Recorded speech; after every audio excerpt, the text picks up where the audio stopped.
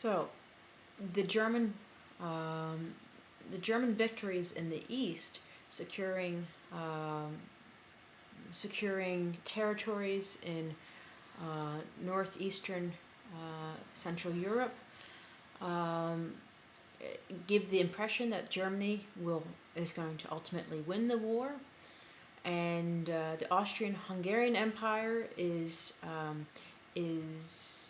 doing well when they have German presence supporting them. And this happens in the battle with Romania, and at one point Bucharest is going to be captured by the German Austrian forces. In 1916, the Emperor Franz Joseph dies, and a new emperor is placed on the throne, but it's not going to last very long. And in many ways, they're looking for a settlement. They cannot continue producing the material needed to win this war. Germany is still going strong in many ways at this point, but the Austrian-Hungarians never had this industrial power to continue fighting this war that goes on for years and years. Germany turns its attention to the West in 1917. This is also the year the U.S. Declares war on Germany, and they're not going to make their arrival, however, onto the continent until the spring of 1918.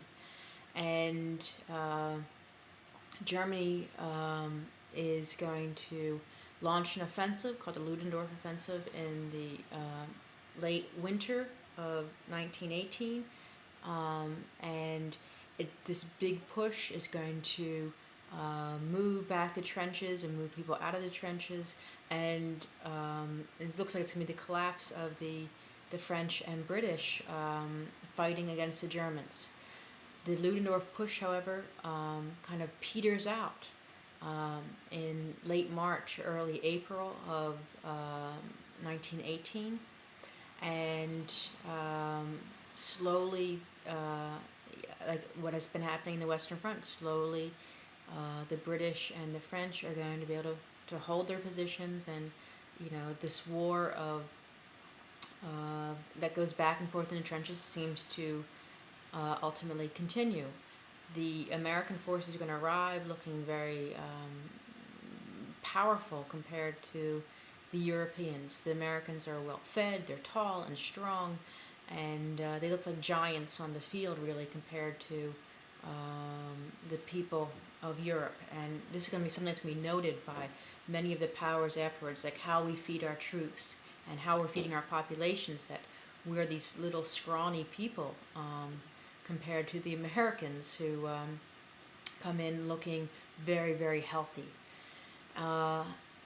Germany is, again, I said, on the offensive. And being on the offensive in the trenches is a losing position. It's best to be in the defensive. Let people come to you and you shoot them down with your machine guns.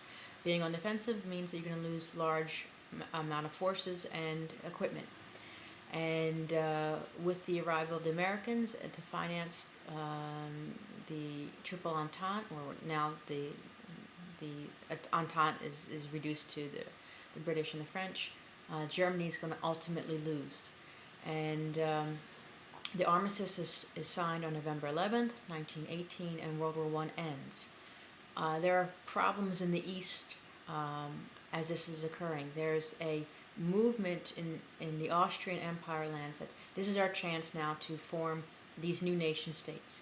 Woodrow Wilson, in his 14 points, had discussed this idea of self-determination, and the peoples of Central Europe took him for face value for that. He'd somehow defend this position.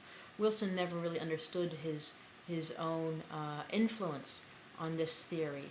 He thought that generally, the French would be in France and Germans would be in Germany, and he had no idea about the multitude of nationalities in Central Europe.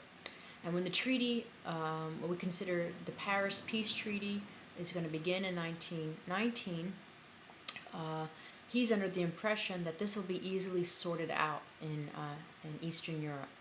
And meanwhile, there are competing armies still fighting for power. Romania at one point enters into Hungary to knock out a communist uprising under Bela Kun, and there's movements and shifts. The Czechs especially had gained influence under the French, and it becomes not a question that a Czech form of a government is going to emerge. They're going to unite with Slovakia, and this becomes a bone of contention later on between the Czechs and Slovaks, because the Slovaks are going to be considered, or at least consider themselves to be second-rate citizens in this new country that is going to emerge. At the Paris Peace Treaty, a lot of the infighting that happens in Central Europe is going to basically be given approval by the treaty. The treaty is going to be blamed in many ways for setting up these new weak states, but many of them had already formed the treaty that says, okay, we're going to approve of these boundaries that are being formed. And in many ways, instead of forming homogeneous national states in Central Europe, what they create is many little tiny mini empires with new majorities in control. So Hungary is going to lose 2/3 of its territory, and in many ways be a homogeneous state, but they're going to lose Magyar populations into Romania, into Slovakia, into this new kingdom of Serbs, Croats, and Slovenes in the south. And there's mixed populations still. So you created new borders with the same population staying in place. That's going to be much different than World War II, how that's all going to change. But after World War I, you have the appearance of national states, nation states, with one nationality. The reality on the ground is mixed populations of Jews, Germans, Romanians, Croats, Slovenes, wherever, depending on your area. Same in that Polish, Lithuanian, Ukrainian, Belarusian area. Same with in the Baltics, of Russians and local Balts and Estonians, etc. All of these little tiny nation states are going to emerge after the treaty, but they're mixed populations. They're unstable governments with nationalist rhetoric and nationalist agenda by the dominating new majority, and they wield their power by suppressing these small minority populations throughout. And the regimes of the interwar years in Central and East Europe are not anything to be proud of in terms of democracy. They become more and more autocratic as the years pass, and they